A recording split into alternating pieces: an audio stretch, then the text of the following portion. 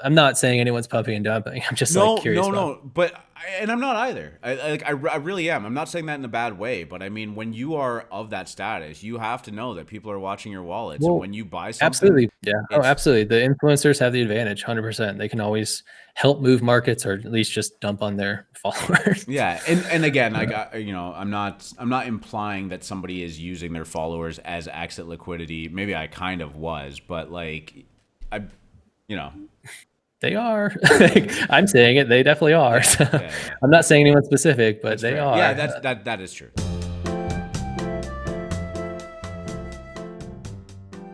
Welcome back, gentlemen. It has been what 2 weeks since Drip Cult and I Oh, I did forgot our to move last you. episode. 3 weeks since Yeah. Dirty Milk joined us on. We took a week off last week. We all had, this is some personal stuff going on. Nothing crazy, nothing bad, but just sometimes it's nice to just touch grass, take a week off, not have to worry about producing content and being up here. But on that note, it is October 6th, and this is Exit Liquidity episode number 10. We did it. We hit double 10, digits. All right. 10 baby. Woo, woo, Feels woo, woo, good. woo. Feels good. We got a little bit to go before we hit triple digits, so that'll be the next milestone. But anyways, it feels good to be back up here. I am, of course, R2DGen, and I'm joined with me, as always, by Dirty Milk and Drip Cult. Boys, what's happening? What's up? How Here we we doing? go. What's good? Things are good, man. Yeah, things are good. We are now getting into the fall weather. It's not quite as hot out, It's I don't know. It's just kind I'm of loving watching what's going on in the world and seeing what's going to happen in winter. But how have the last 2 weeks been for you guys? What have you been up to? Have you been doing lots of NFT crypto things? Have you been focusing on other things in your life? Like, what's happening? I celebrated my birthday over the weekend, so I'll Yes. pause while you guys sing me happy birthday. That's not happening. Happy. Oh yeah, that's not happening. So Yeah, yeah, nice. you turned what, 42? Oh, close. 31, dude. I'm 31. not looking that old. No, I make fun. I'm older than you. I don't know if I'm older than Drip Cult though. I don't know what the ages are here. I'm old. I'm older than both of you. Are you sure? You sure about that? I know he's older Yeah, than me. Yeah, I'm 34. I'm older than both of you. Ooh, no, you're not. I'm almost 36. What? Yes. Yeah. Oh, I thought you were 33. No, I will be 36 in a couple of months. So there we go. I am the elder statesman of this podcast, and therefore you must You look respect great me. for almost 36. I'm Oh, yeah, I done thought you were now. younger. There we go. I'm right. see, when I'm making fun of Dirty Milk by saying 42, I'm just projecting, right? Like that's all it is. I'm just releasing my own insecurities and putting them onto somebody else. But yeah, dude, happy birthday! Did you celebrate with anything? Yeah. What'd you Happy get up born to? day. Yeah, we went to a restaurant called Little Sister. It's kind of an interesting name for a restaurant, Vietnamese spot. Okay, nice. It was good. I had a friend in town from Tennessee, actually, coincidentally. So we went to dinner together. It's like one of my best friends out here. So it was nice. Me, the girlfriend, and him and his girlfriend went out. Yeah, it was good. Nice, quiet. Ate some cake, watched Interstellar. Perfect Nice. day. Classic awesome. McConaughey performance there. Of course. Murph. Yeah. Drip, what about you, man? You were doing some traveling around too last I was week. on the road. Yeah, I was traveling. We were back in California for baby shower stuff, and then I'm just happy to be home. I don't want to ever go there again. It's too much, man. It's so anxiety and stress riddled when you're driving around and just trying to do anything day to day there. I'm so happy to be out of that. It's chaos. For sure. It is. And I see you're rocking your Lynx DAO hat. Got my Lynx DAO hat on. Hell yeah. If I'm a he Lynx hasn't DAO gone maxi. Yeah. full Lynx DAO maxi, it's finally Apex. Like, this is the number one supporter of Lynx DAO. Speaking of Lynx, did you go golfing at all? Yeah, I got a couple rounds in. Yeah, I played in Good. California, played in Utah as well. So that was really fun. Got to play with some friends, and the wife got a hole in one while we were out there. So that was pretty cool in California. So Incredible. that's cool. Yeah, it's been good. It was good to take a little break. The newsletter was still going strong. So if you guys are subscribed, you still got the newsletter. But yeah, it's good to be back. ExitLiquidity.io for that newsletter. If you haven't already subscribed, I mean, there's like 2,000 people that watch this show every week, so you got to pump those numbers up a little bit on the newsletter. But yeah, Tuesday, Friday it drops every morning there. Tuesday, Friday. So if you want a little bit of a read twice a week, nothing too imposing. Sign up. You know what? I sign up for so many newsletters and their daily reads, and I think that that's great. Like, oh, I can get a daily dose of something, and then it just ends up piling up in my inbox, right? And like now I end up with Absolutely. something with like 4,300 emails not read. So yeah, I feel like that twice a week is good. It's like just enough to stay in touch and whatnot. So.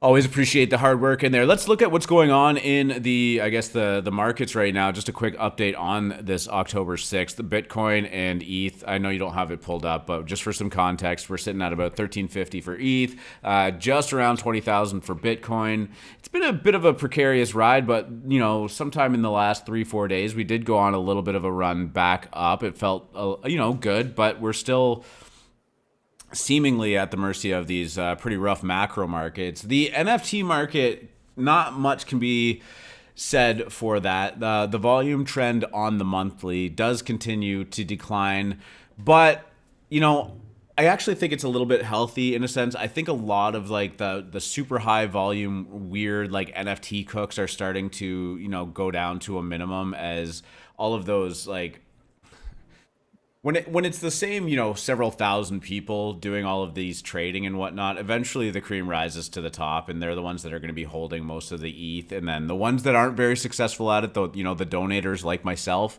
they stop participation of it. So I feel like, and maybe you guys can correct me if I'm wrong, but that seems to be the sense where the NFT market is right now. Of course, there are things that are still going on, little bits of runs and having it, but it seems to just be getting a little bit fewer and far between.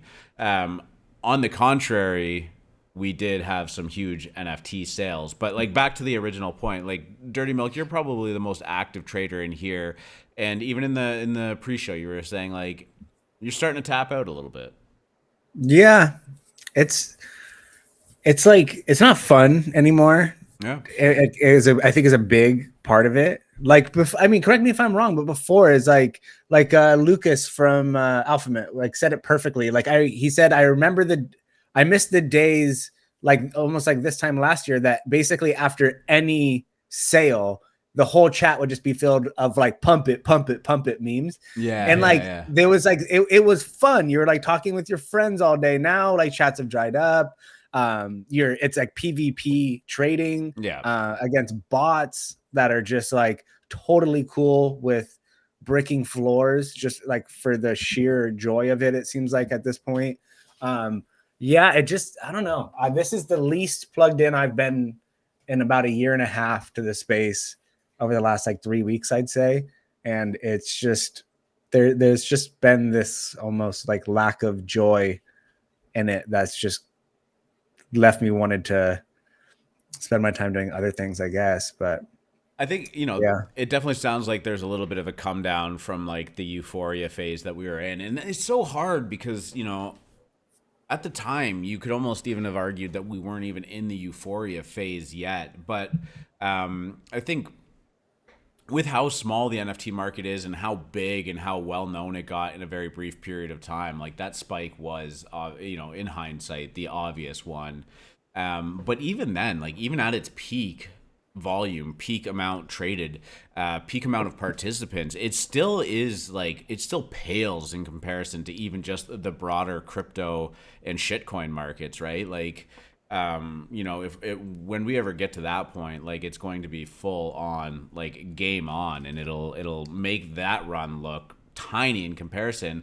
And then if you want to even just zoom out even farther, the amount of volume and participation in the crypto markets compared to the global markets is still really small too, right? So if you're looking at crypto as a derivative of kind of, the broader market, and then NFTs as a derivative of the crypto market, right? Like I think there's still a lot of opportunity for that feeling and those opportunities to come back. Now, every time the total gain might get tighter and tighter, right? Until you form more of a stable market like the stock market is now, right? Like it's not quite as ridiculous as crypto or NFTs, but I think to your point, like I think it's just, you're right. It just hasn't been as fun to trade in that way anymore. It's just not been exciting, and the participants, it's just, it's the same 10 people sitting at a poker table for the last 24 hours that are just now way too tired, and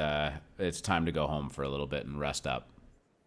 It's in I'll echo that too. It's not that it's like because it's not easy or you're not making money anymore. Like there's still plenty of opportunity out there. Like it's just, yeah, like you said, it's like the PvPs, it's the grinders. Like that's who's making money right now. And unless you want to spend, 16, 18, 20 hours a day at your screen, which for what you're competing against with the bots and all that, it's just like, sure, you can do it. Sure, you can be profitable. Sure, but it's just going to be kind of soul sucking right now. And it's just like, Yep. unless you're willing to put in the time and willing to grind, like you're just not, it's just not, yeah, it's just not as fun. Like, yes, it's not as easy. Yes, you're not going to always win, but like, there's still plenty. Like, I mean, we had, what was it? The Helix passes that we were talking about in Alpha Mint, was that yesterday?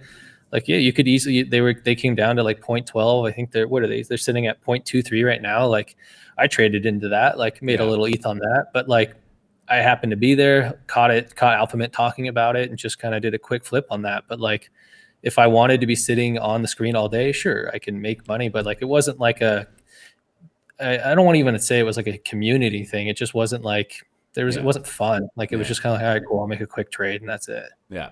Well, and it's incredible too, right? Like the perspective to like put things in. Now in NFTs, a lot of things just go to zero, but I mean that was like just a quick like so and so 65% trade, right? Like it's like those are like the kind of returns that like a lot of people just dream of making over like a 10-year period or a 5-year period, depending on how risk adverse they are and whatnot. And it's just like there is still tons of opportunity, but you have to be present, you have to be there, and you have to be putting in the work. It's not just like casting your lure in and just pulling out free ETH like it was 5 months ago, 6 months ago. It really was though. It was like a gold rush. It's like you showed up and you like were rewarded for it. Now it's like you show up.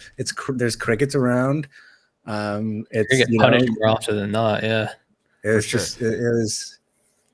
Yeah, I don't know. It just. I mean, it's also a good time to establish a good hold on some blue chips or just projects you actually believe in. Like. Yep. Like me, I'm full on Links DAO. Like I absolutely love the project. Like, does that align heavily with one of my hobbies? Sure, of course. But that's stuff you want to look into, like stuff you want to find, like the conviction plays, like projects who are building, projects who are working towards the future versus just like your average PFP project that was probably minting this time last year that's probably not doing anything. I think this is probably a good time to pull up that Sneaky Ninja Pants tweet. And for those listening that aren't familiar with Sneaky, quite a renowned NFT trader, but as it turns out, a very high volume NFT trader as well. And this was just kind of cool about, basically 2 ways to win in NFTs. And it's just showing the difference between, I guess, investment strategies and how successful it could be. The top line there is Franklin. Franklin is bored, and that, of course, is one of the biggest ape holders on the planet. I think he has something like 60 apes right now. And, since December 14th of 2021, he's only sold 181 NFTs in only 12 collections and has made almost 10,000 ETH in profit. Is that right? Am I seeing that right? Oh, no, that's the volume. Sorry. Yeah, he did like 9,600 volume. Yeah, his profit's like 7,800. Total cost 910 ETH. Like just like nuts. And it's weird, right? Because like I'm thinking about like, okay, this is a guy that picks his spots and has a longer time horizon, right? And he does for sure. But that longer time horizon was, essentially a 10x in 9 months. Right? Like that was the long time horizon in NFTs, was like buying. Now he probably bought a whole bunch of those like a lot earlier. Of course, the Bored Apes is one of the big plays that he has and doesn't sell very many of them. A lot of that is probably coming from Mutant Apes. Maybe ApeCoin wouldn't be included in that because it's NFTs, but Kennel Club too. Yes, yeah, for sure. But on the other hand, of course, the person who posted this, Sneaky Ninja Pants, under Washed Ninja Pants, sold almost 22,000 NFTs in about a year and 3 months span, and made a total profit of 2,600 ETH. Definitely nothing to shake a stick at. I mean, at its high point, we were looking at $15 million there, but like right now, we're probably in the $3-4 million range, somewhere in there. Quick math. Yeah, I also wonder too, because I mean, like Sneaky's one of the legends. He's probably one of the like top 5 traders in the space. Yeah, Like, and not to isn't cut you his off, but only there was a wallet. while there where like if you saw the whale watching bot go Yeah. off with Sneaky, it was like that was a buy signal, was- which is obviously used to his advantage too, because Mhm. the second he clicks buy on anything, price go up. Well, I'd argue that because I've always said that for a while that you need to understand, like with something like tracking wallets, like whale watching, like you need to understand what type of traders these guys are. It's like if you're Sure. following Franklin and Sneaky as a buy signal based off of like one did 22,000 sales and the other one did under 200. It's like, and then there's Pranksy on there. It's like Pranksy's historically, I mean, actually, based off looking at this, he's really not as big of a collector as I thought he was. Pranksy sold a lot more than I thought he would have. Yeah. Yeah. So that's actually really cool. Pranksy info was to also see, but- a math, like a quantity guy. Like if he got into a Mhm. collection, he's buying like a couple hundred. I mean, Honestly, not those are probably all just raid party fighters right there. Could be actually. Yeah, actually a surprising amount of sales based on the total collections that he traded. Maybe there's something off there. I don't know. Like that is That an is average interesting. of 50. But yeah, but like back to my point, like this is great information and everybody here killed it. But like if you are going to track wallets, you need to understand the type of trader that person is. Yeah, like to take it to another level. If Yeah, you see Fleur. Fleur on the list, Yeah, just run. Just so everyone fast. knows Fleur was notorious for pump and dumping. That was like what you did in the Fleur Discord. Fleur would send out the signal, Yep. they'd pump it all, and you would probably get dumped on more often than She not. wasn't even like wasn't even subtle about it either. no. I She was like, remember- we're gonna pump this till this number, and then we're all gonna sell.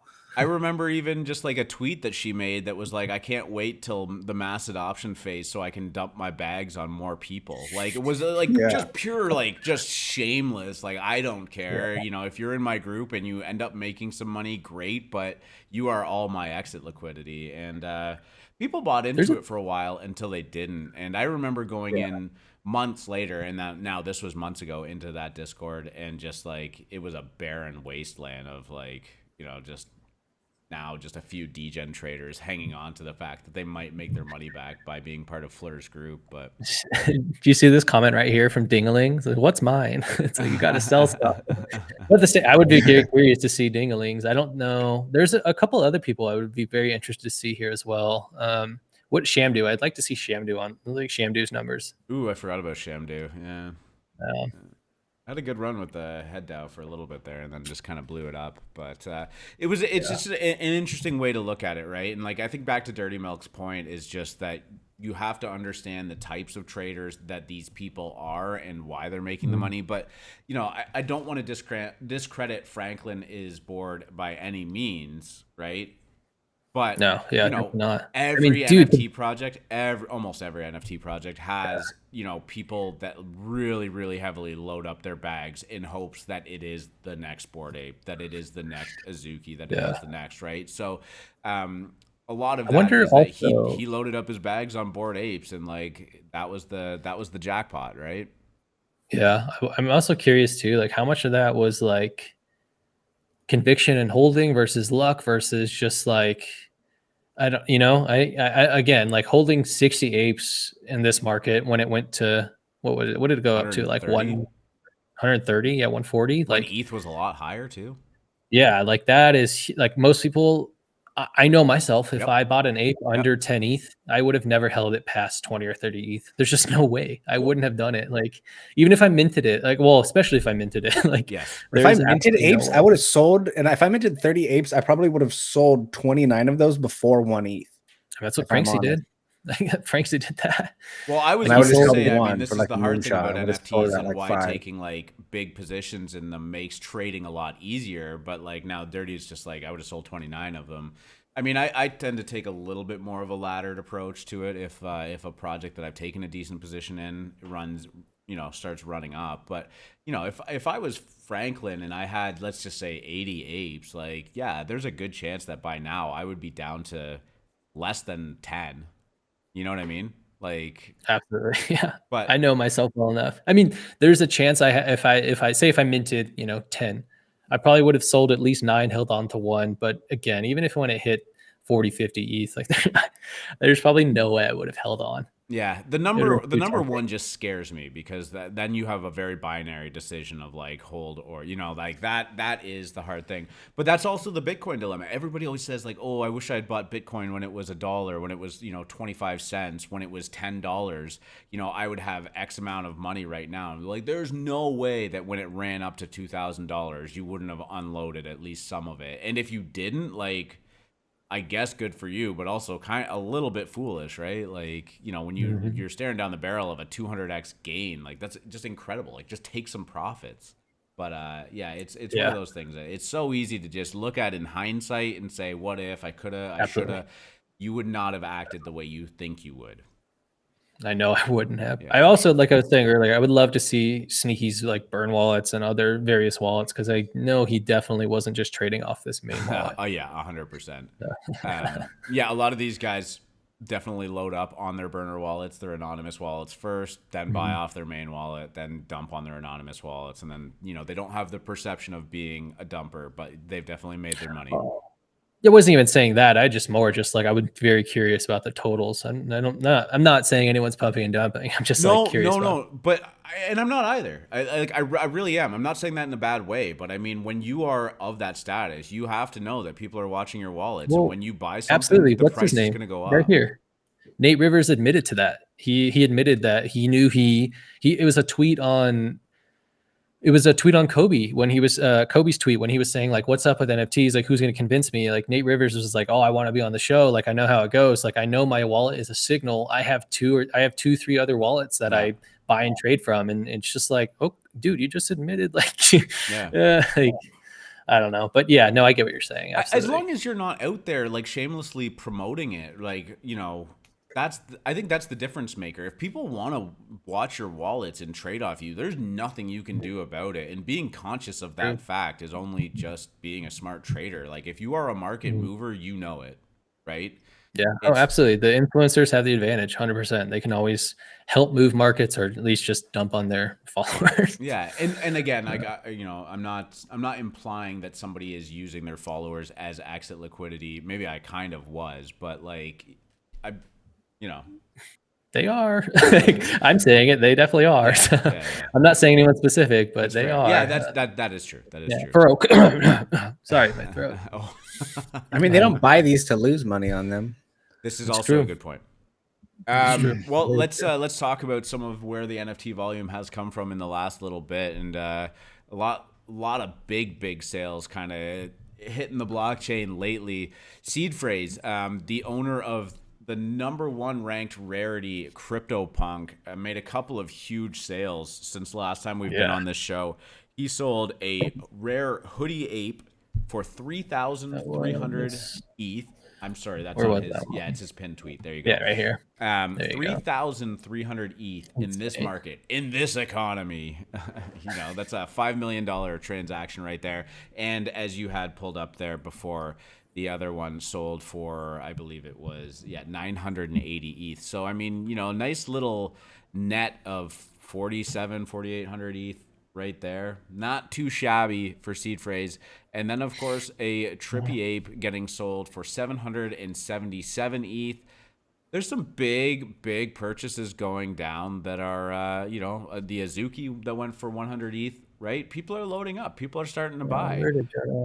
I had it up here somewhere. Yeah, you did. It's all good. There's an Azuki that went for 100. Yeah, I'm pointing at my screen as if you can see where I'm pointing. Perfect. That's like all of September's volume right there. It was like those 4 NFTs. It was a lot of it. Yeah. It was a lot of it for sure. And it does make a difference. And that, again, like, volume doesn't tell the whole story just by looking at the numbers either, right? Well, that could be tons and tons of volume off these free mints that are trading at 0.02 and the volume gets high, or that ape selling for 777 ETH is in a lot of ways more total volume than most projects will ever see, right? And that's just one NFT trading hands. That's so wild. So yeah, even volume doesn't tell the entire story, but it's hard to separate the noise from everything else. Does this make you bullish on the NFT market, or is this just rich people buying the dip because they're so flush with liquidity that it doesn't matter to them? Like, does this mean that you should now be searching for all of those projects that have dipped? Because personally, what I've seen, and it doesn't mean that it can't get worse, but a lot of the bottoms have already formed and bounced off of in projects that you would want to be looking towards for longer term holds. And that's like away from the mint and flip kind of dynamic, right? Like we've seen Azuki kind of bounce. We've seen CloneX bounce from 5.5 ETH. We'll talk, not talking about CloneX today. We've seen a whole bunch of projects just kind of hit that bottom. Cool Cats just made a big announcement. Their bottom was probably in now. Pudgy Penguins. The list can go on and on. I think Bored Apes are probably getting there. Mutant Apes are rebounding. Is this bullish or, is it a bull trap? I don't think, I'd rather see 3,200 ETH spent on floor punks than I would on a single punk. I think that's a lot more bullish in my opinion. Then I don't think it's a negative, but it's not the signal that I'm looking for per se. I absolutely agree. I think it's really cool to see people who are already extremely wealthy spend their money on NFTs, especially big money. But yeah, I think it's all a bull trap right now. From the beginning of this podcast or YouTube, whatever the heck we're calling this, like I've been in the bearish camp. I'm going to continue being in the bearish camp. I don't think anything has bottomed out yet. I think it's going to get a lot uglier. Dude, there's already mentions of like Credit Suisse and Deutsche Bank and all those other, like I think it was what was it again? I don't know. Another one, like the dominoes are going to fall, in my opinion, of course. Like I know I'm super positive about this space right now, but I don't think it's gonna get better. I think it's gonna get worse before it gets better. And these are cool things to see, but for the average trader, for the average person in the NFT space, it's just something cool to see. It doesn't mean anything. Like these people already had a ton of money. They're not willing to spend their entire liquidity or their entire net worth on these NFTs. Like that's a good way to look at it. Like it's all relative to the person, to the trader. Whoever these people are already 3,300 ETH on a CryptoPunk did not have 3,400 ETH as their liquidity. They have they have much more, and they're willing to risk all of it. And for all we know, this is just like tax write-offs for what's to come for them. Who knows? But like, I don't think it's as positive as people think it is. It's cool to see, but I don't go out there and spend your liquidity. And that's my opinion right now anyway. I tend to take the opposite stance, and that's just the natural bull in me rather than the bear, right? And like that's just that is a mentality thing. It doesn't mean that I'm right and you're wrong or anything like that. But I tend to believe that the people that have this amount of liquidity are there for a reason. Now that's not necessarily always the case, but if you listen to other people talk, like if you listen to All In podcasts, and now these are billionaires that have their own motives and all of that stuff too, so you have to sometimes take it with a grain of salt. But they did basically call the top and say that they were selling just before everything really went to shit earlier this year. And now they're saying, now is the time to start selectively deploying capital. And they, say selectively, they say, be careful, do a lot of diligence on it. And if the bottoming process, it was interesting because they basically said if you think that this is a multi-year bear, right? Like let's just say a 2-year bear market or a 3-year bear market, and this is macro, not NFTs. The bottoming process actually happens within the first third of it, right? And after that point, it can go up and down within a range there, but the worst has already happened. So if you think this is a 10-year bear market, then we got a lot more pain to go, right? We're still very early in that. So I guess it all just depends on where your mindset is and how protective you are of your liquidity and your portfolio and all of that stuff. But the flip side is I actually have started deploying some of my liquidity here and there, and that's to the tune of like 4 or 5 purchases a week, right? Like I'm not out there sweeping floors aggressively and doing all that stuff, but I'm just finding these projects and I'm like, now seems like a good entry point, and that's where I'm at. So yeah, don't get me wrong, it's still a good time. Like if you want to buy something, like, and you have the conviction, by all means, like if you hold on to that for another year, 2, 3, 4, 5, whatever, like it's probably going to pay off. But for the average person, for someone who needs this liquidity, for someone who needs just money to day to day, if like you're out here Yes. in the markets like Yes. trading right now, like just be careful. Like it's Yeah. I wouldn't be trying to buy and spend everything right now. And again, that's my opinion, that's my outlook on things. But if you have the conviction and the plays, like by all means, obviously, like go for it. Like I wish you the best, but I would I never don't even dip into liquidity that's like less than a year of my life, even. yeah. Right? But Like, I mean, I think, yes, maybe I know exactly what you're talking about. I listened to that episode and them talking about it, but like it's a very different if we are going to repeat Lehman's in the 2008 kind of thing. That's going to be a very different kind of market than just like, okay, cool, we're going to turn around now, like with a nice soft landing. Like it's just not going to happen.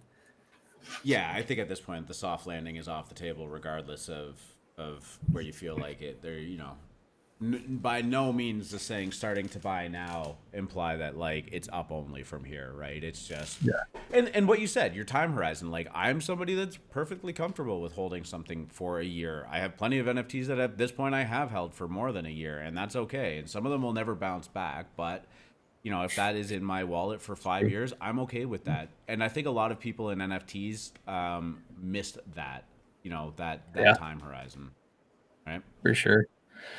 I mean, hey, there's still like the positive thing is there's still a ton of investment in capital and VC funding coming into this space. Great segue. Like a ton. Great Yeah, segue. I wasn't even trying. I was just literally just like, so we don't end on a bummer note. Like there's a lot of money coming in. But with that said, go for it. Yeah, Animoca brands making a couple of splashes that we're going to talk about. One with mythical games that you don't have to jump to. Let's stay on Cool Cats. Cool Cats is kind of the big one, and as we just mentioned, Cool Cats now going on a little bit of a run. They bottomed out around 2 ETH. You could definitely see some WETH offers getting accepted for below that, but 2 ETH now sitting at about 3.5. 4, if I'm right. Oh, dipped a little bit. But Cool Cats partnering with Animoca brands, and Animoca brands is just slapping their name on pretty much anything that they can find. And I'm going to just say buying the dip, right? And this was an interesting announcement. So the long and short of it is, and there's some funny kind of messaging going on there. Oh my God, I had it highlighted on my own, and then I forgot that I restarted my computer. Oh, there it is. Yeah, it's right on the top. The partnership will drive Cool Cat's mission to become the largest global NFT brand and a robust media and content company, including through expansion of its gaming offerings.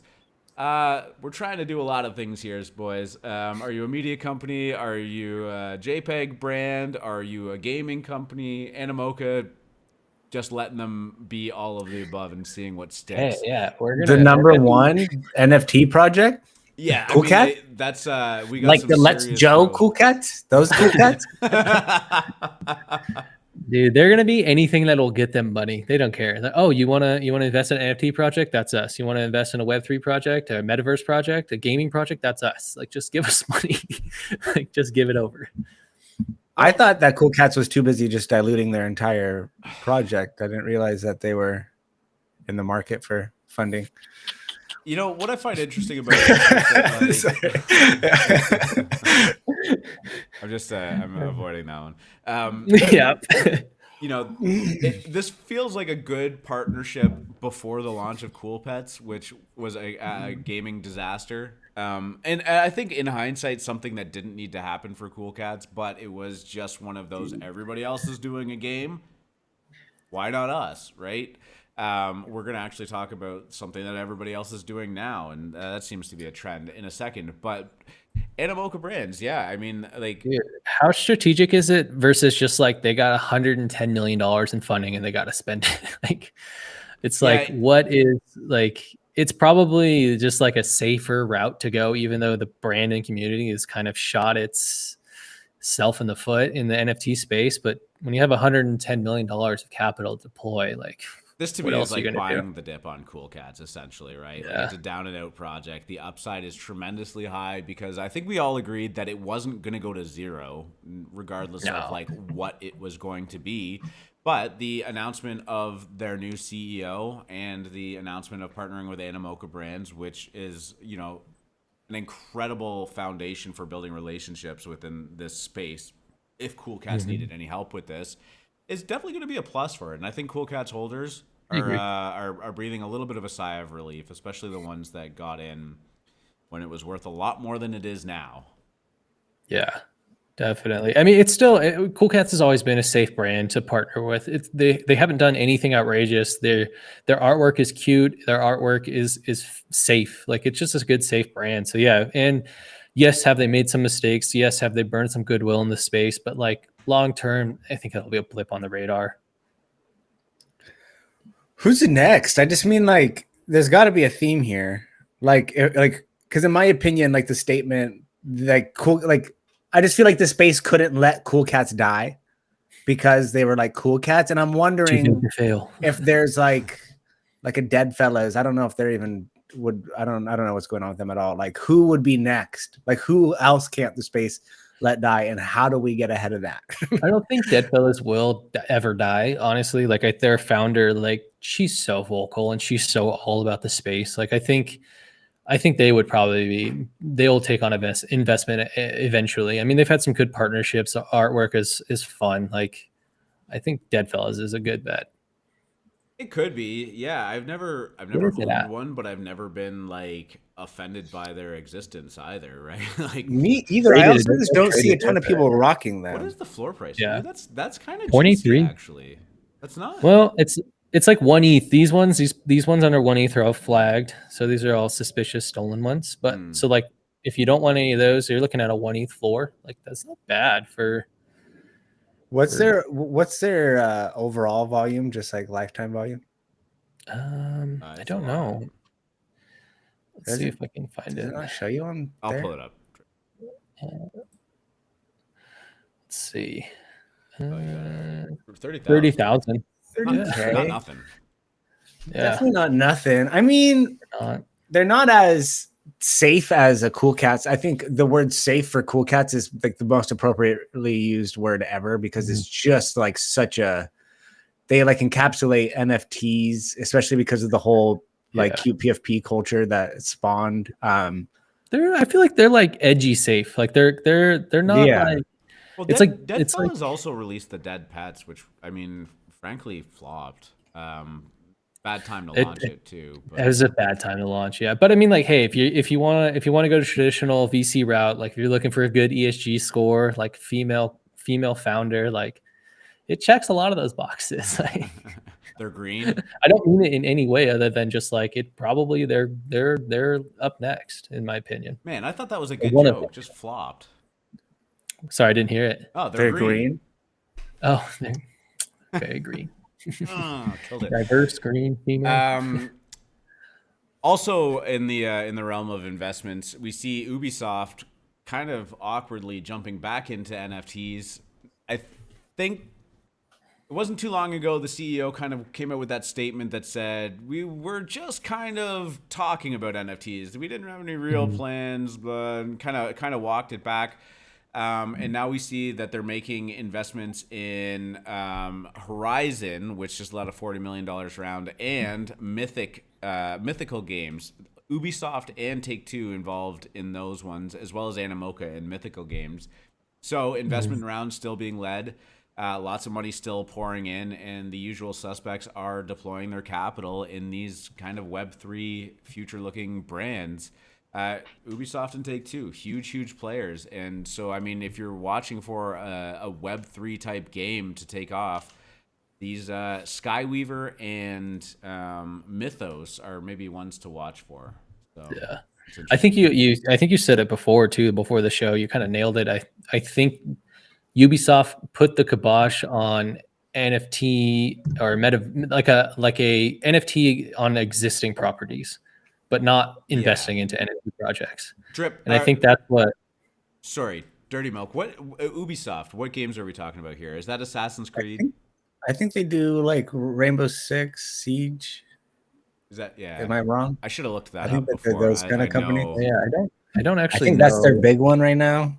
I could be wrong. Far Cry, Assassin's Creed, Rainbow Six, yes. Yeah. So yeah, those are big ones. Watchdog was in there at one point.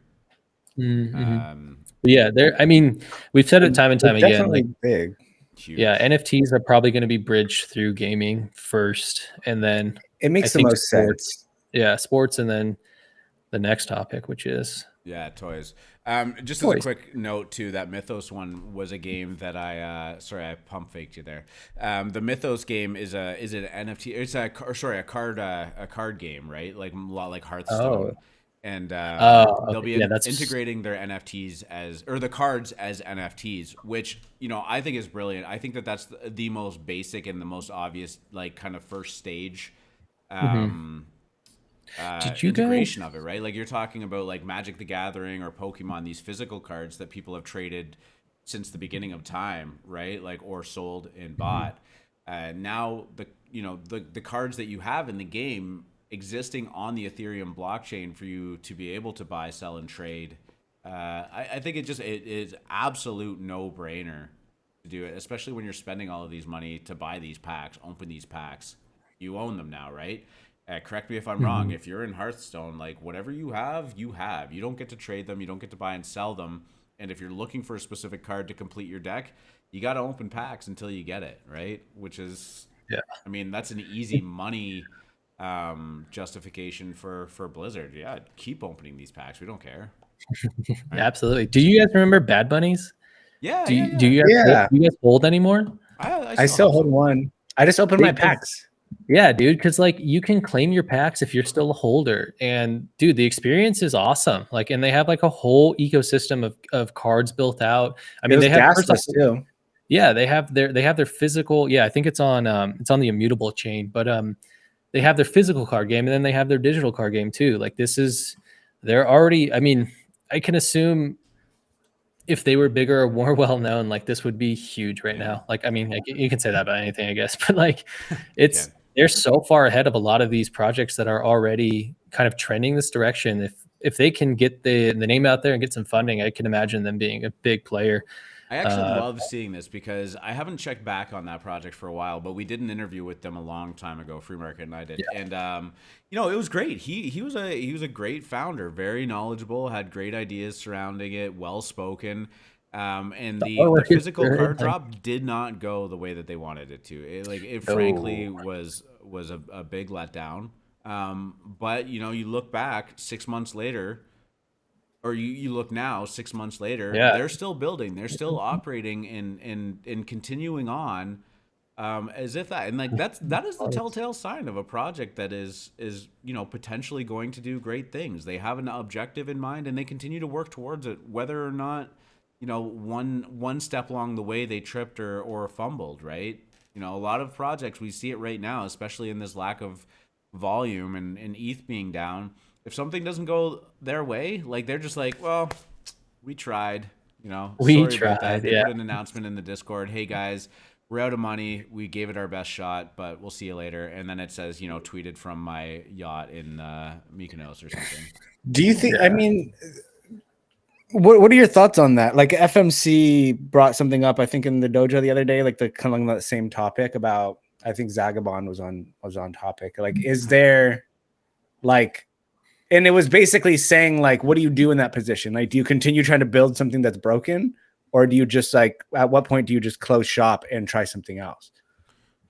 Well, it's I weird, mean, there's right? obviously Because it's not a uncommon for balance. businesses to just shutter if something's not working, right? I just I guess it Most really depends on how honest of a shot that people actually made it. And I there's probably some truth to that. Like, can we be too hard on founders? Like, how indefinite are they supposed to, like, try and achieve their goals, right? Like, that's a point too. But I think based on the interactions with people and watching them, you can kind of suss out, like, who gave it a real shot and it just didn't work, or like who was just like Who pretended to be a girl and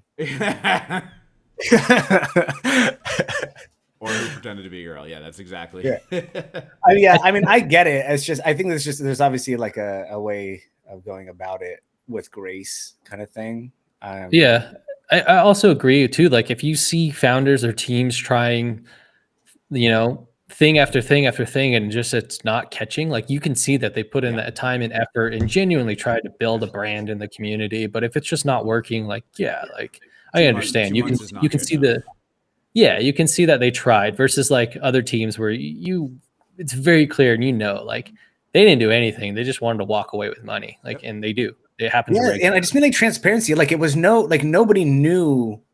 Like if you had a project and we're like, this is my new project I'm launching, but it's like if you change your pseudonym to act like you were never responsible for last project and start a new one, that's where it gets like that's completely no, that was not what that's where it's about. like but it's super sus. But it's like if you're known, like if you just if one just didn't work out, I don't know. I mean, that was oh my god, the name's slipping my mind. Who's the founder of WeWork? Adam something. Oh yeah, he just got a mega bunch of funding. Right. Well, there's a big discussion about like why is he getting money in this market when all of that went down, and most like VCs will say like, well, he's already gone through the motions. We know he has the talent to build a big company. Sure, they made some mistakes along the way, but you would think that experience is actually pretty good for a founder of learning what works and what doesn't work, right? Like, is it a safer bet that this guy is going to pull something off big when he's already come close, or you put that money in somebody who's a complete unknown, right? So like, and stick around for the slow rug. It's an interesting topic. We're getting a little sidetracked, but I love it. We're in the weeds, but hey, it's all good. We were almost there on the segue, but physical seems to be a big point right now of brands launching just collectible toys. We were talking about Funko Pop, the little things. I mean, people love collecting that stuff. They're like a good price point, and I always see pictures of people that have their collections. They have like hundreds of them on these shelves and whatnot. So a lot of NFT projects, Pudgy Penguins we have pulled up here, V-Friends, Three Landers is getting into the mix. We seem to be toys. Seems to be the next meta in merch is toys. So. I'm kind of here for it. I mean, like, I don't mind that stuff. I'm not a big collector unless it's a glass bottle full of something that's going to get me feeling pretty good. But I get it. Like it's a good way to bridge into the mainstream and into like physical things. Like I personally like I love collecting Hot Wheels. Like they're fun. Like it's something me and my friends bonded over because like we grew up being car guys. Like all we did was like wrenching our cars through our teens and into our mid-20s and all that fun stuff. So like it's an easy, fun way to kind of stay connected to the car scene, and it's just easy to collect and send to each other, give to each other because it's like $1, But to echo what you're saying about the Funko Pop thing, that is a whole different level of collecting, and they take it very serious. Gertie, what do you collect? I actually used to collect those Funko Pops. It is really clever the way that they do it. I always find especially they're like just not expensive enough to like care too much. You know what I mean? There's that aspect. They're like $10. Yeah. But then they do really clever things. Like I don't know if you know what chases are. So it's like, so say they released one Funko Pop, but every 100 of that Funko Pop that they produce, there'll be one chase, which they'll send out in the same box that they'll send out to like these retailers. So it's up to you to find that one out of 100. So it's like, it gives like you the opportunity to get the rare out of the pack of 100, but you're paying the same price of it. So it's like, if you show up first to Target the day that they get the shipment, now you have first pick to find the chase. And it's the same exact pop figure, but it has like one trait that's different about it, just like an NFT, like a rare trait to it. So they do really clever stuff like that. And then they have like the grails that are like, there's only like 2,000 of them ever made. Those sell for like thousands and thousands. I think that they're really interesting. I don't know how this benefits holders in a way, because it's like I'm sure it's great for just getting the word out and stuff like that. But it's like, what are they making the toys of? Because every NFT is different. So it's like I'm assuming they're not making 10,000 unique NFTs for each holder, if they're trying to sell these in Toys R Us. Whose NFT are they using for these? If not, if it's just something like a blanket. I really just something. think it's just like increasing the value of the brand increases the value of the NFT. Like at the end of the day, you know what I mean? Like I don't know that these are any specific NFTs like Gary V's characters. They were all, you know, different colors and different backgrounds on the NFTs, but the base character, you know, there's lots of multiples of, and I think that these are just the base characters. But yeah, I think that this is just a real world play to have some kind of brand relevancy that's outside of the metaverse, if that's what you want to call it, right? And I do think it does benefit the holders indirectly by just being more well known. But I mean, like this company can succeed without, like this could succeed without the floor price budging ever. It could. So it's like, yeah, how do holders you're benefit? absolutely right. But like when I just think when these things hold cultural relevance, like if for some reason VFriends toys are, you know, a hotly contested collectible for people and people are seeing them everywhere, and then there's NFTs with these too, like I think just by extension they just become more valuable. And if nothing else, if this is a revenue stream for said brand has more capital to deploy into marketing Another and all of that vertical, stuff too, right? Yeah, I mean, I don't think it's a negative. I'm just curious. Like, I just don't think this directly no. translates to being What I would necessarily love to see, valuable for the holders. what I would love to see is these things sold as NFTs, right? And you have the choice of keeping it as an NFT or burning it and getting the physical, right? Like we have seen brands do that before. What was that? The currency. NF tips or the Tiffany punks or whatever. Yeah, exactly. So like, I don't think that that's like a Damien revolutionary Hirst, concept. Yeah, Damien Hirst. I don't think that's a revolutionary concept that like I just came up with. But I mean, if you sell these for, you know, what's the price of ETH right now? $1,300. If you sell these for 0.2 ETH, 0.02 ETH or something, or like enough to cover the base cost of like what you would sell these in store for plus shipping, right? I guess if you're a holder of any of the ones that were chosen, you do get your figurines. I just love the idea of the burn dynamic, because as more of them get burned, ideally the NFTs should become more valuable because it will be harder to get your hands on these physicals later, right? So like kind of creates that like interesting dynamic, and at least just kind of pays homage a little bit to the fundamentals of NFTs and whatnot. Regardless, I don't really actually care. Like I'll be excited to see one of these in store. I don't know if I'll buy one. I probably would actually. I mean, I probably will not, but I think it would just be like, depending on the price, like just a for the culture purchase. You know what I mean? $30 for one of the vinyl ones, and then $25 for the plushie one. All right. Yeah. I mean, I think I probably would, just like for the culture. I don't know. Man, I guess if I happen to be in a Macy's and I saw one, I might do it just so I can like show it on this show. And that's what I mean, right? Oh yeah, okay. I support that. I support that. But I have bought such worse shit before. Yeah. So like, so true. It's so true. I could probably like find something. Oh look. Oh, here we go. I got Posty right here, dude. Yeah. Too funny. Perfect. But Yeah, anyways, it seems around like here. that is kind of the flavor of the month right now, is just to get some Seems like, crystals yeah. out. You know what? I think Cool Cats would have been a perfect example of a brand that should have done that over even doing Cool Pets the game. They should have been the first. They should have not have done a game, and they should have done this and been the first person to do this. And I think they did do a limited run of plushies or something, or maybe that was a member or something. Yeah. Cool Cats is going to do this 8 months down the line when there's a new meta and nobody's going to ask for it. And Oh yeah, they have them. that's They're what's in their gonna store. They're here. Let me pull this up. But are they in Macy's?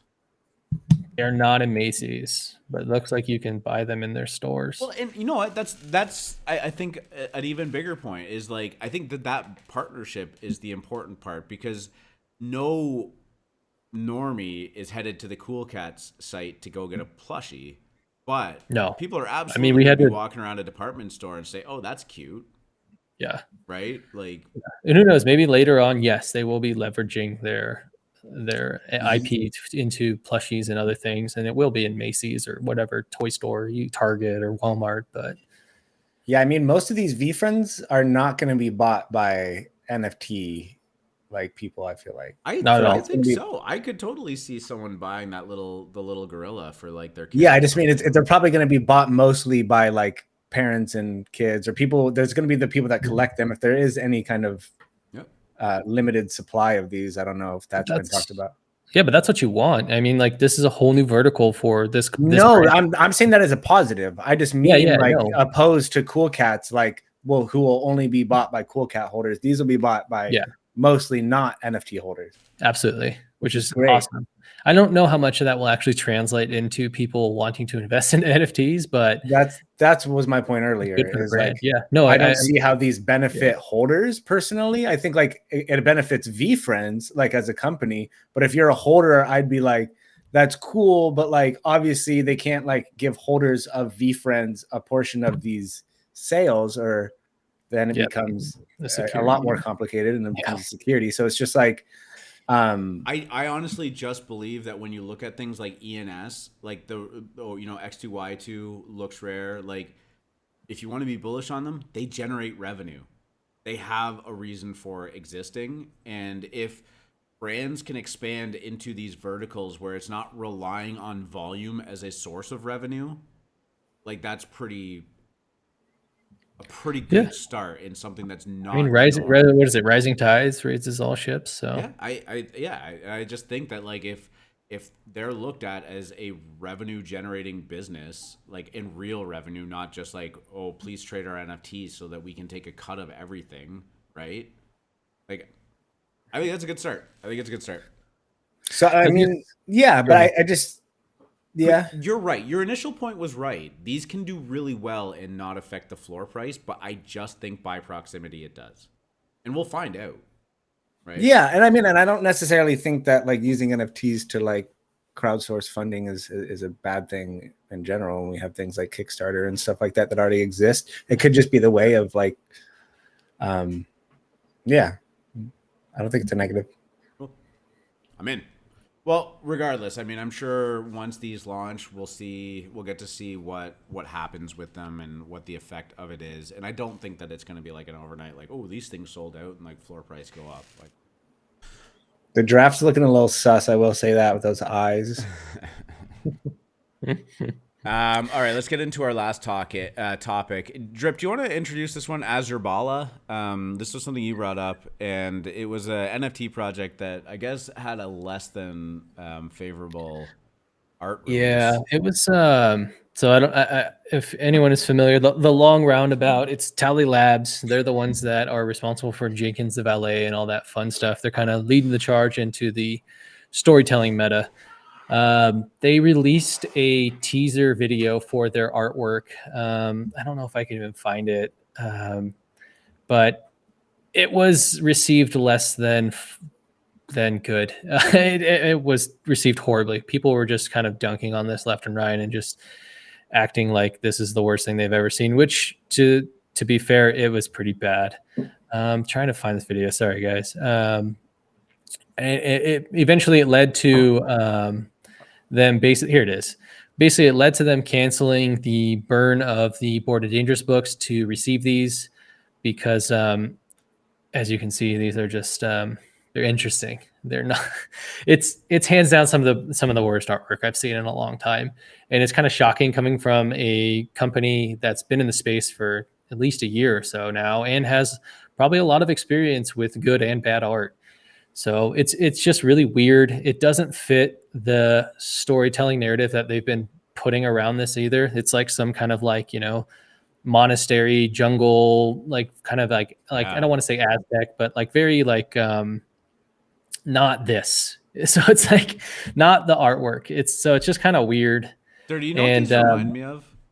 You know when games in like the early 2000s were like just getting to the point where they could slap on like some photorealistic textures onto stuff, but like it just didn't like it stretched weirdly or like the shape wasn't right. Like it just feels like that. Like it just feels like they have this 3D model that they just slapped like some kind of texture on, and it just did not work. Some of the clothes don't actually look that bad, if I'm honest, but it's just like the the body textures, There's something very creepy about these. Yeah, something just feels very off. It feels very weird. That last one actually kind of looked like dirty. Like Whoa. this is like a That one? like this one. This is like an outfit dirty right there.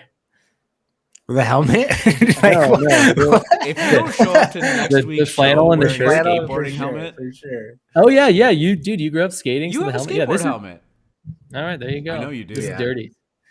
But yeah, it's yeah. So basically, yeah, I don't want to say they got bullied into it, but they definitely took the hint from the market that like they missed horribly. So they canceled everything and they're going back to the drawing board.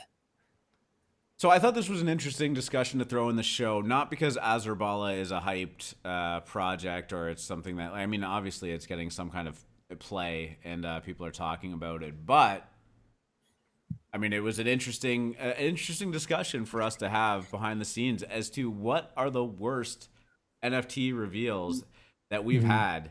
And I'm hoping that anybody that watches this that has any other additions onto this list that we didn't touch on, please chime in and let us know, because there have been some bad ones. But I think what I'm gonna do is I'm gonna just kind of read them off to you two and myself and the people listening, of course. Drip's camera just did its thing, but I think I figured out why it's doing that, by the way, but that's okay.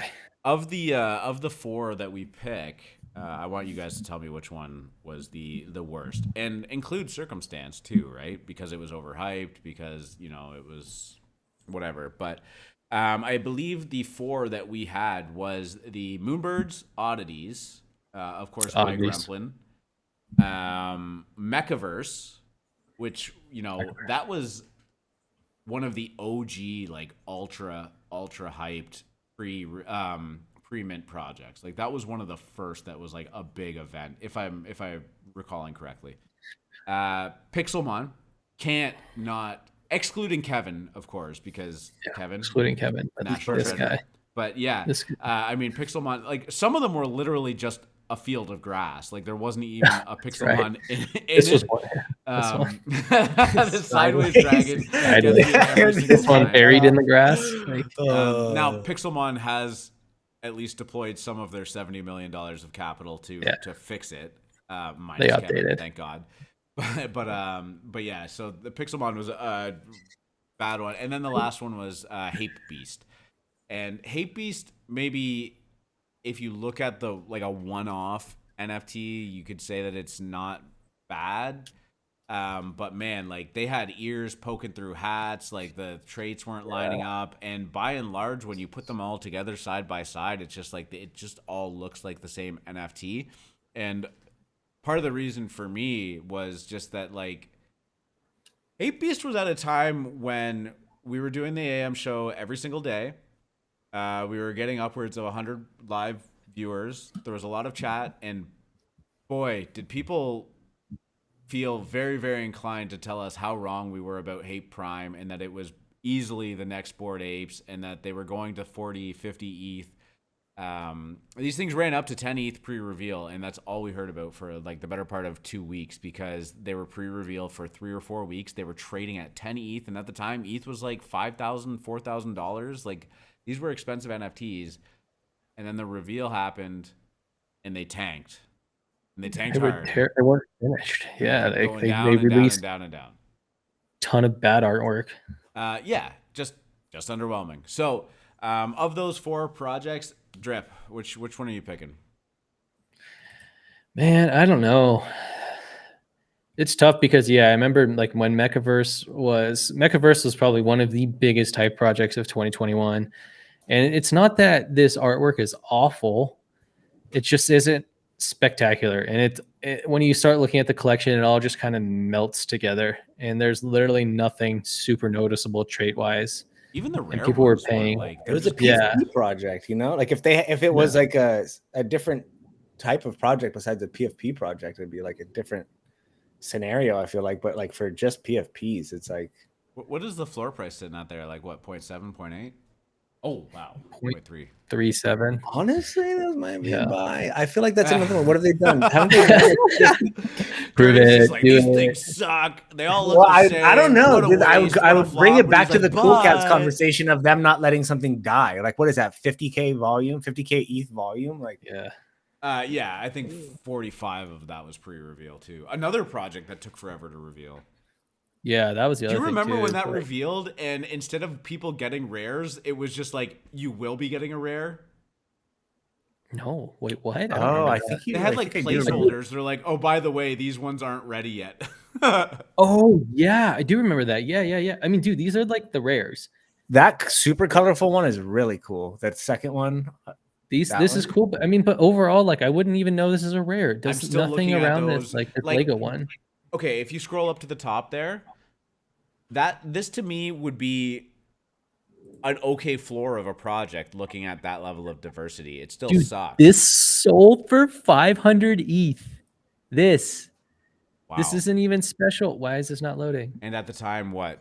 Oh, there you go. Like, Same. Is the guy still that would holding have it? been over $2 million NFT. yeah, dude, that is. Oh, that okay. So the artwork just broke. Does this one load? Yeah, that one loads. That one looks cool. Like that one looks rare-ish. I mean, this one sold for 125 ETH. Like this is so wild. Like Yeah. I don't know. This is probably like one of the bigger letdowns. I don't know what people were really expecting. I guess like how different could they be? I mean, Pixelmon, based on what they raised, was pretty crazy. I mean, like it was a Dutch auction that minted out at 3 ETH, like, and then people got this. Like, I don't know. I think that one's kind of the biggest one. It's between those two for me, for sure. Dirty, what are you thinking? I'm thinking oddities, just because of who's behind them, Okay. and like, and how everything, like on paper, it just everything was headed in the right direction, and then everybody refreshed their metadata, and it was just like, oh, Oh, that. But it's like you've got Proof, who's got Moonbirds, who's got Kevin Rose, who's got like all these big VC dudes. They hired Gremplin, you know, who has the most like of extremely successful Toad project. And then this is what you get. It's just like the #1 Toad project in the end. Yeah, I don't know. It's just spitballing, but like I just think that with everything, with all of those ingredients thrown into a blender, it should have come out like a smoothie of perfection, and it wasn't. It came out these, which is I'm still baffled that these are not. These are like the most like these April are the Fool's joke. Well, I'm going to say this. I can safely say with certainty, IMO, that it is 100% not Moonbird's Oddities. Everybody knew the artist was Gremplin, and what got spat out was Gremplin's artwork in a nutshell, right? So, like, I don't think that. I think people took it as a letdown, but like it shouldn't have been. I don't. People were angry. Yeah, I remember there was like he was in like the Proof Collective Discord, just saying like he was so sad. Like he was like, man, I don't know, really dude. tried. It's like he was like, you know what? I'm gonna do this one with my offhand and my good hand tied behind my back. Is like what I view these as. Is like I don't know. It's like if you it screams quintessential Gremplin to me. I just it's. I don't. Well, you're wrong, and I hate you. So. Yeah, I gotta go with Pixelmon. I gotta go with Pixelmon for the simple fact of how expensive like, this guy. The 3 ETH Dutch auction, and again, ETH being a lot more expensive. Like these were what $10,000 NFTs pre-mint. The reveal process took a long time as well. That actually across the board here, all of these reveal processes took a long time. Even the Moonbird. This was was like the promo artwork. Yes, this is what they advertised with. Yeah, and they full on advertised like beautiful graphics, and that's what you got. Yeah, exactly. It was wild, man. I remember that day when they started coming out, and like I thought people were trolling on the screenshots that they so sent did out, I. and it was like it was actually that bad. It was like midday until we found Kevin too. So it was like everybody was like, "This is bad," and then Kevin came out, and then the whole NFT space just rallied behind Kevin. incredibly enough too. It wasn't like Kevin was like a clever moniker that somebody like put on that. Like the name was actually Kevin in there too. Like that was his name. Yeah. But yeah, it's got to be Pixelmon. I mean, $70 million and then weeks to spit out that. With that kind of money, I mean, you can get voxel models made in less than a week that will be like top tier. Now, I'm not saying you have to spend all $70 million on that, but like just throw a cool $500,000 at like a professional studio to get you some real models and that'll be done. No problem. It would have hurt less if they just rugged, to be honest. Well, and I mean, here's the thing. If you go back to those times too, they actually took a community poll saying like, hey, we're not really sure about these and we'd prefer not to reveal, but we also know we've been keeping you waiting for a long time. What do you guys want? And the community voted like profoundly, yes, we want to reveal. So, I mean, weird for them to put it out to the community because that was always the answer that they were going to get. But I guess they warned them. They warned them. All right. Well, on that note, like I said, guys, if anybody listening and watching has any worse reveals or one that you want to throw out there, just throw them out in the comments, or even better yet, just come into the Discord with us and have that conversation too. We always love having it. Anything else you fine gentlemen want to touch on before we finish her up? ApeCoin's still above $5. Thank God. Soul Summer, right, don't forget. Soul Summer. Dude, I don't think the Utes have the Utes still have not revealed, if I'm not mistaken. Oh yeah. Wait, man, we've far removed from that conversation. Yeah.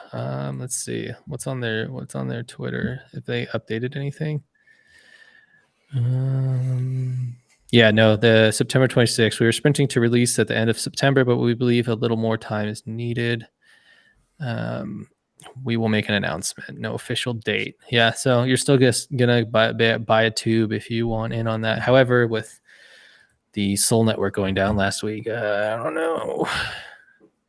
Well, oh God, I mean, maybe this will be another candidate for worst reveals. I mean, they keep pushing it back, and it seems to be a trend of like, we're not ready yet, and then finally like, we just got to put it out there, right? I would expect this from a first-time project that's just really trying to iron the kinks out and just maybe thought they had it and really just missed the boat and now cares enough to kind of like redo it or fix it properly. But I mean, Utes was so hyped. Like, how were they not ready to go? Yeah, I would have assumed the artwork was done on Mint. Absolutely. So. Where is what are they sitting at right now? Now I'm kind of curious. Mint tubes, 15,000. I mean, they're sitting at 136 still. I mean, that's basically what they were at Mint. So they haven't really gone up or down. 136 Sol. Yeah, they were fluctuating between 125, 140 during Mint. I'm not sure what they like got up to. Well, if the Sol Network was down, that was just nobody could trade them then. Well. All right, guys. I think that is a good point to wrap up episode number 10. I know that Dirty Milk probably has at least one order of what do you guys have down there? DoorDash on the way? Yeah, I saw you frantically hitting your phone there in the middle of the episode. I got a Dash Pass, bro. You kidding? Dash Pass. I don't even know what that is. But you enjoy... Free DoorDash is what it is. It's what? Is if you use those apps and don't have like the Dash Pass or whatever pass that they offer, you are spending so much more money than you think you need to. I guess I would assume whatever Uber Eats equivalency is, but DoorDash isn't very popular here. DoorDash's pass it's like their monthly cost. If you just use it once a month, it pays for itself. Yes. Pro tip. Sorry. Off topic. Anyways. Now I'm hungry. Like, all right, I guess I'll use mine too. Guys, thank you so much. Another great episode in the books, and we will be doing this again next Thursday for episode 11. As always, if you want to subscribe and like to the channel, it is or like the episode, subscribe to the channel. It is always greatly appreciated. And of course, please go check out exitliquidity.io and sign up for that newsletter, because Drip Cult puts a lot of work into it every single week, and that deserves to be rewarded. So. Thank you so much from the three of us, and yeah, we'll catch you again next week. See you Later, guys. fam.